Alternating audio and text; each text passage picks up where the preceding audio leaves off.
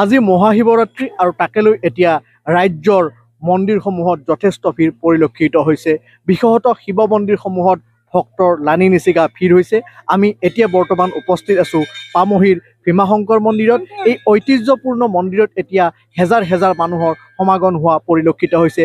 যদি মোৰ ফটো সাংবাদিকগৰাকীয়ে আজি এই দৃশ্য দেখুৱাবলৈ সক্ষম হয়, আজি এই দৃশ্য দৰ্শকসকলে এই মুহূৰ্তত চাই আছে পামহিৰ ভীমাশংকৰ মন্দিৰৰ পৰা।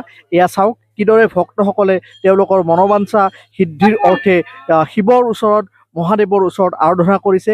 এয়া শাৰী শাৰীকৈ বন্তি প্ৰজ্বলিত কৰিছে আৰু পামহিৰ এই পাহাৰৰ যি নৈ আছে, পাহাৰৰ যি নৈ আছে, এই নৈৰ ইতিমধ্যে এই পবিত্ৰ ভূমিত যথেষ্ট সংখ্যক ভক্তৰ ভিৰ পৰিলক্ষিত হৈছে আৰু আমি এই দৃশ্য এই মুহূৰ্তত দেখুৱাই আছোঁ পামহিৰ ভীমাশংকৰ মন্দিৰৰ পৰা। আৰু এয়া যদি মেট্ৰ' নিউজৰ দৰ্শকসকলে প্ৰত্যক্ষ কৰিছে, এয়া আজিৰ তাৰিখৰ দৃশ্য। এয়া দেখিছে সহস্ৰাধিক লোক, হেজাৰ হেজাৰ লোক ইয়াতে আহি উপস্থিত হৈছে। আমি এগৰাকী ভক্তৰ ওচৰলৈ যাব বিচাৰিছোঁ। বাইদেউ অলপ মাত দিব। ক'ৰ পৰা আহিছিলে? কটাবাৰীৰ পৰা আহিছোঁ আমি। কটাবাৰীৰ পৰা আহিছে। কেইটা বজাত আহিছিলে? আমি 3:11 আহিছিলোঁ। তাৰপিছত এতিয়া আৰু লাইন ধৰি ধৰি এতিয়াই মানে পাইছোঁ আৰু বহুত সময় হ'ল লাইন ধৰা, এনেই 3 ঘণ্টামান হ'ল আমি লাইন ধৰি থকা। ইয়াৰ তাৰপিছত এতিয়াহে সোমাব পাম আৰু। শিৱক কি বিচাৰিলে, কি আশীৰ্বাদ বিচাৰিলে? এতিয়া ক'বতো নোৱাৰোঁ, মানে বিচাৰিলোঁ আৰু মনৰ পৰা যিটো বিচাৰিব লাগে, মানে সুধিব লাগে, যিটো খুজিব লাগে সেইটো খুজিলোঁ আৰু। এতিয়া জাষ্ট সোমাব পাইছোঁ। তেতিয়াৰ পৰা লাইন ধৰি ধৰি বহুত লাইন ধৰিছে ন মানুহকেইটা, সেইবোৰ কাৰণে। এয়া আছিল এগৰাকী ভক্ত।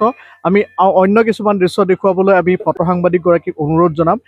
এয়া যদি লাইন কিছু দেখুৱাই, এয়া ভক্তৰ লানি নিচিগা ভিৰ।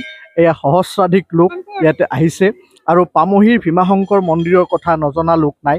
বিশ্বৰ বিভিন্ন প্ৰান্তৰ পৰা পৰ্যটকৰ লগতে শিৱৰ যিসকল একান্ত ভক্ত, এই ভক্তসকল আহি ইয়াত উপস্থিত হয়হি। বিশেষতঃ শিৱৰাত্ৰিৰ দিনটোত ইয়াতে সহস্ৰাধিক লোকৰ, হেজাৰ হেজাৰ লোকৰ ইয়াতে সমাগম হয়। এইসকল লোক হয়তো বহুত সময় ধৰি ইয়াতে তেওঁলোকে অপেক্ষাৰত আছে। তেওঁলোকৰ এটাই ইচ্ছা যে মহাদেৱৰ যি ইয়াতে শিৱলিংগ আছে, ইয়াতে এই শিৱলিংগক তেওঁলোকে স্পৰ্শ কৰা, তাত এগছি বন্তি প্ৰজ্বলিত কৰা।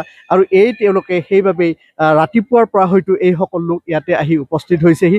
এই পৰ্যন্ত তেওঁলোকে মূল মন্দিৰ পাবলৈ গৈ সক্ষম হোৱা নাই। আৰু পামহিৰ ভীমাশংকৰ মন্দিৰ অৱস্থিত প্ৰকৃতিৰ মনোৰম যি দৃশ্য আছে, প্ৰকৃতিক মনোৰম পৰিৱেশৰ মাজত আমি এয়া দেখুৱাইছোঁ কিছু দৃশ্য। এই দৃশ্য পামহি ভীমাশংকৰ মন্দিৰৰ পৰা এই মুহূৰ্তত দেখুৱাই থকা হৈছে। আমি কিছু ভক্তৰ ওচৰলৈ আমি 1 ঘণ্টা হ'ল আমাৰ অহা, আৰু ইয়াত চিষ্টেমটো মই দেখি আছোঁ ভালে হৈ গৈ আছে লাহে লাহে। বহুত ভাল লাগে ইয়াত আহি কিনি। আৰু ব্যৱস্থা যেনেকুৱা বনাই আছে আজিকালি, চবৰ কাৰণে বৰ সুবিধা। আৰু এতিয়া অন্য ভক্তসকলক কি ক'ব, কিমান টাইমত তেওঁলোক আহিব, এই পৰিৱেশ কেনেকুৱা?